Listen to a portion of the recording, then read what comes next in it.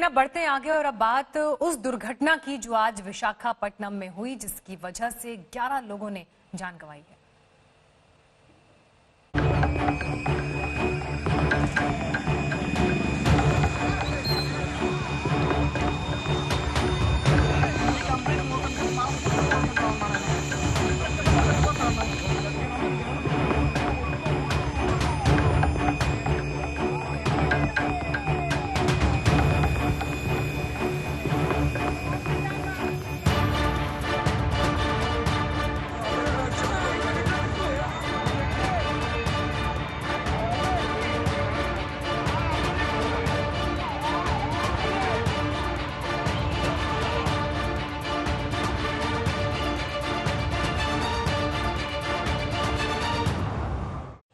विशाखापट्टनम से आज एक बेहद बुरी खबर आई। यहाँ एक फैक्ट्री में रिसाव से भयानक हादसा हुआ। हादसे की वजह यहाँ की ये पॉलीमर फैक्ट्री थी, जिसमें सुबह जहरीली गैस का रिसाव होने लगा। इससे पहले कि रिसाव रोका जाता, सैकड़ों लोग इसकी चपेट में आ गए। आनन फानन में फैक्ट्री के आसपास के 5 गांव को खाली कराया गया। 3000 लोगों को यहां से दूसरी जगह शिफ्ट किया गया, जबकि 170 से ज्यादा लोगों को अस्पताल में भर्ती कराया गया है। जहरीली गैस के असर से सभी लोगों को सांस की तकलीफ, सिर दर्द, उल्टी की शिकायत हुई। भर्ती कराए गए लोगों में बुजुर्ग भी हैं और बच्चे भी, और बच्चे और बुजुर्गों की हालत सबसे ज्यादा गंभीर इस वक्त बताई जा रही है। हालांकि कुछ घंटों के बाद गैस रिसाव पर काबू पा लिया गया, लेकिन तब तक ये जहर कई लोगों की जिंदगी पर भारी पड़ चुका था।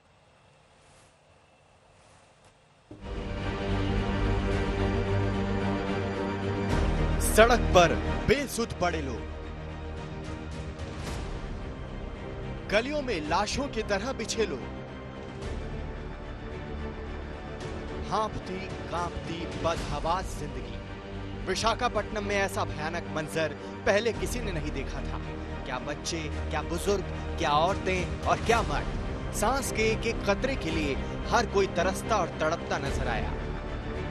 जिनके सांस अभी उनके बस में थी, वो भी ये मंजर देखकर बेसुध हुए जा रहे थे। रात के अंधेरे में ही हवा में ऐसा जहर घुल चुका था कि लोगों की आंख खुलने से पहले ही सांसें उखड़ने लगी। हादसे की खबर फैलते ही सोशल मीडिया पर तस्वीरों की बाढ़ आई। तस्वीरें इतनी विचलित करने वाली हैं कि टीवी स्क्रीन पर दिखा पाना मुमकिन नहीं है, लेकिन जो तस्वीरें हम दिखा पा रहे हैं वो भी कलेजा मुंह को लाने वाली हैं। इस लड़की को देखिए, गोद में बच्चा लिए वो बदहवासी में मदद ढूंढ रही है। ये शख्स फोन पर बात करते हुए रोते जा रहा है। उसकी हालत देखकर आसपास के राहत कर्मियों ने उसे तुरंत एम्बुलेंस में बिठा दिया। ये महिला शायद गश खाकर सड़क पर बैठ गई है। लोग उसे किसी तरह ऑटो में बिठाकर अस्पताल भेजने की कोशिश कर रहे हैं। इस परिवार ने खुद को किसी तरह संभाला है। 2 लड़कियां एक दूसरे को दिलासा दे रही हैं, लेकिन हालात बता रहे हैं कि सब कुछ ठीक नहीं है। एक महिला करीब करीब बेहोश है। उसे टांग कर एम्बुलेंस तक पहुंचाया गया। जिसे जो मिला उसी से अस्पताल की ओर भागा। एम्बुलेंस, बाइक या फिर पैदल ही। लोगों की इस हालत की वजह बनी इस इलाके की एक केमिकल फैक्ट्री, जिससे गैस रिसाव होने लगा। विशाखापट्टनम के गोपालपट्टनम में है पॉलीमर फैक्ट्री। 1961 में हुई थी दक्षिण कोरियाई फैक्ट्री की शुरुआत। फैक्ट्री में होता है कई तरह के प्लास्टिक का उत्पादन। इलेक्ट्रॉनिक्स, खिलौनों में होता है प्लास्टिक इस्तेमाल। प्लास्टिक बनाने में इस्तेमाल होती है स्ट्रीन गैस। 2000 टन के टैंक से हुआ स्ट्रीन गैस का रिसाव। फैक्ट्री का 3000 टन का गैस टैंक सुरक्षित। जहरीली गैस के असर से आसपास के इलाके के मवेशी भी बेहोश हो गए, कुछ मारे भी गए। रिसाव को सुबह 10 बजे से पहले ही काबू कर लिया गया, लेकिन तब तक ये इलाका ही उजड़ चुका था। आशीष पांडे के साथ आज तक ब्यूरो। अब सवाल ये कि क्या विशाखापट्टनम में ये फैक्ट्री लॉकडाउन के बाद जब कल पहली बार खुली तो क्या लापरवाही रह गई, या फिर ये एक हादसा कहकर जांच पर आगे बढ़ा जा सकता है? क्योंकि जिस इलाके में फैक्ट्री थी उसके आसपास कई गांव हैं और एनडीआरएफ ने वक्त रहते पूरे इलाके को खाली करा भी लिया, नहीं तो यह हादसा बहुत बड़ा हो सकता था। अगर आप इस नक्शे में भी इस दूरी को देखें कि कहां पर यह फैक्ट्री स्थित है और बड़ी आबादी जो इसके बेहद करीब रहती है, तो समझिए कि खतरा कितना बड़ा था। लेकिन एनडीआरएफ ने वक्त रहते जो आसपास के 5 गांव थे उनको खाली कराया। 3000 की संख्या में लोगों को शिफ्ट भी कराया गया है, लेकिन उसके बावजूद सैकड़ों लोग घायल हो चुके थे। करीब 7 हेक्टेयर का ये इलाका है जहां पर आबादी प्रभावित हो सकती है इस गैस लीक की वजह से।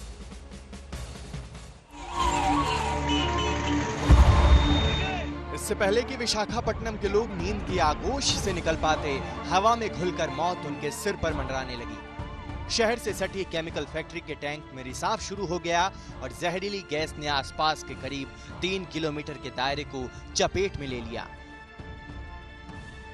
इससे पहले कोई कुछ समझ पाता, जहरीली गैस ने असर दिखाना शुरू कर दिया। लोग आनन फानन में घरों से बाहर निकले, हर कोई हाँफते खांसते बदहवास भागा जा रहा था। एलजी पॉलीमर फैक्ट्री में जहरीली गैस रिसाव। सुबह करीब 2:45 बजे हुई रिसाव की शुरुआत। फैक्ट्री के आसपास 2 किलोमीटर के दायरे में गैस का असर। गैस के असर से लोग बेहोश होने लगे, अफरा तफरी मची। फैक्ट्री के चारों ओर के 5 गांव खाली कराए गए। करीब 3000 लोगों को दूसरी जगह पहुंचाया गया। 170 से ज्यादा लोगों को अस्पताल पहुंचाया गया।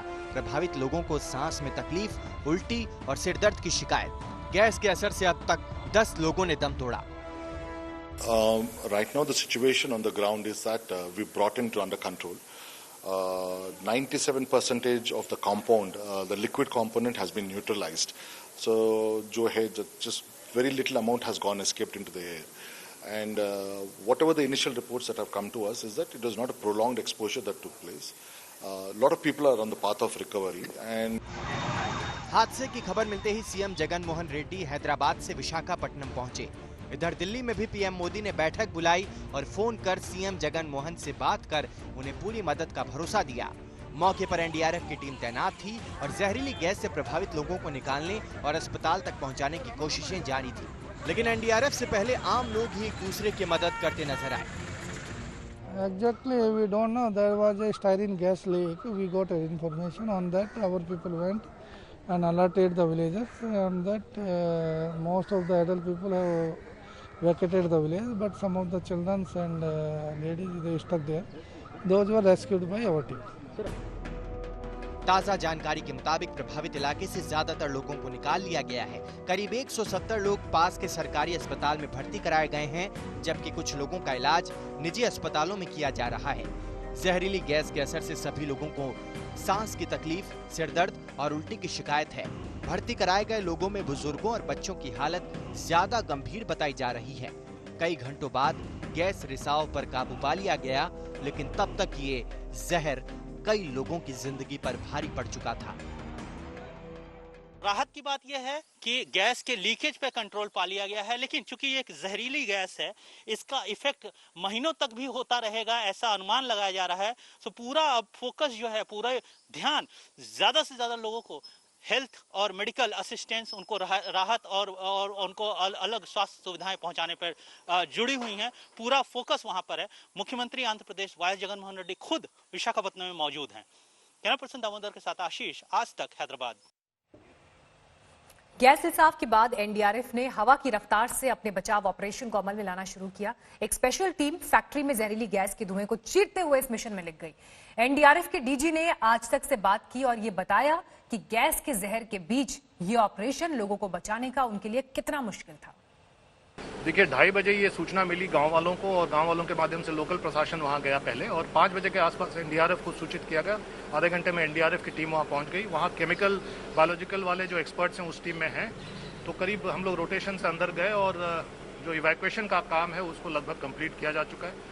जहाँ तक गैस रिसाव का काम है उस पर हम लोग लगे हुए हैं कि उसको सील कर दिया जाए। वहाँ लोकल इंजीनियर, जो प्लांट के इंजीनियर है, वो लोग लगे हुए, वो हमारी पहली प्राथमिकता है।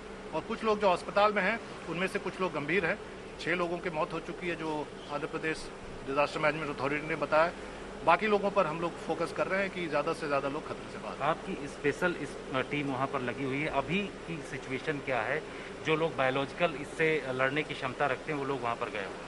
हाँ बिल्कुल, वो जो हमारी बायोलॉजिकल यूनिट है वो वहाँ पर तैनात है और वो पूरा सूट के साथ है, मास्क के साथ है, ऑक्सीजन सिलेंडर के साथ है, और वही लोग काम कर रहे हैं। वो अब डोर टू डोर जा रहे हैं कि ऐसा कोई नहीं है कि कोई दिव्यांग फंसा हुआ हो, कोई वृद्ध आदमी फंसा हुआ, उसको देखने के लिए, रूल आउट करने के लिए वो डोर टू डोर चेकिंग कर रहे हैं। और बाकी जो फोकस है वो अस्पताल। बहुत सारे ऐसे लोग हैं जो बेहोश भी हो गए थे, उनको रेस्क्यू करने के लिए एनडीआरएफ ने कैसे कदम उठाए? एनडीआरएफ ऑलरेडी स्ट्रेचर के साथ चलता है और जहाँ जहाँ ऐसे बेहोश और सेमी कॉन्शियस लोग मिले उनको इवैक्यूएट किया गया।